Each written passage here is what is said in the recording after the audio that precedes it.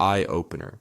Excess deaths feel like a plan. How many people will the next Fauci-esque character's lab and Bill Gates' nasal spray vaccination kill? How many excess deaths will we have to endure due to a government that puts pharmaceutical profits over people? And are you one of the elites who coincidentally make profit when people are dying in excess after a vaccine is mandated? Or are you one of the people facing the possibility of being culled? We've kind of seen on which side the Democrats fall. They lied the entirety of America into forcing their neighbors to either take an experimental medication, face the repercussions of not taking an experimental medications, or lying about taking an experimental medication. With the mainstream media at their back, political leaders turned loved ones against one another. They did all of this while taking refuge in some gated community on some secluded private island, or simply partying unmasked but in anonymity until the truth was exposed. If past is prologue, hopefully Trump was neither forced to take the experimental vaccine nor forced anyone else to take the experimental vaccine. Hopefully Trump will choose not to honor treaties that usurp America's sovereignty. Treaties like the one agreed upon will entities like the World Health Organizations, which seeks to do Bill Gates' bidding by reinstituting lockdowns as it seems necessary. Hopefully, with under the guidance of Robert F. Kennedy Jr.'s, Trump will set the American public on the road to recovery. We'll see. If not Trump and RFK Jr., maybe the billions of us who outnumber the millions, if that many of them should rise up and take away their power over our lives and deaths. When the number of excess deaths align closer to the number of excess deaths experienced during times of war, there is definitely something wrong. When none of the media covers or even questions the excess of excess deaths, it feels more like a conspiracy than a conspiracy theory. People die every day, but it's apparently not enough for those who believe in the carrying capacity of planet Earth. Link about the excess of excess deaths below. The fact that our media ignores the drastic increase in excess deaths is yet another indicator to me that the ultra elites want to wipe out as many of us as they can. Some believe that the carrying capacity of Earth is only 500 million people, while the current population is 8,000 million or 8 billion people.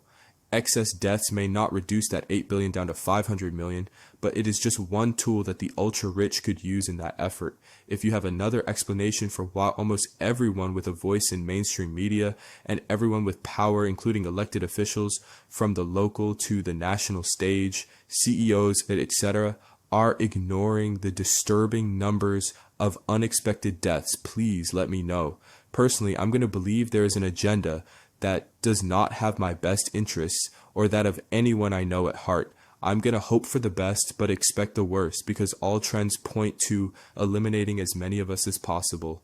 As a final thought on this matter, I would like to impart this bit of information to my followers. The elite, rich, or whatever you want to call them, are not as smart as they think they are. To me, most suffer from the Dunning-Kruger effect, because turning Earth into one giant ghetto of death and despair will not only impact those who suffer and die due to the immorality of the people who have too much money and time on their hands, but it will impact the rich as well. They too must live with the rest of us on the only planet of which we have access that can support human life. And even if they turn the surface of this planet into a hellscape and retreat to their decommissioned missile silo turned underground condominium, I know they're not safe. How do I know this, you may ask? In response, I would say that when the crap hits the fan, the masses will have realized the real threat to life on Earth, and they will join me in pouring giant concrete slabs on top of those missile silo condominiums. To find out other ways you're being screwed by your current leaders, check out the posts on this blog daily. Learn about the biggest and worst issues that America and its people face today.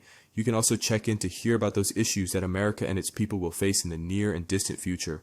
If, however, you would like to discover possible solutions to either mitigate the worst impacts of these issues or solutions to avoid them altogether, keep listening. The problems we face are not as complicated as so many leaders and news reports claim. They are man-made and are only claimed as complicated so those who are responsible can maintain control. For example, there is a persistent argument that moving government is like turning a cruise ship around.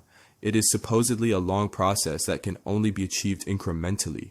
While this may be true for laws and policies that benefit the majority of Americans, it doesn't seem to be so for that smallest of American minorities.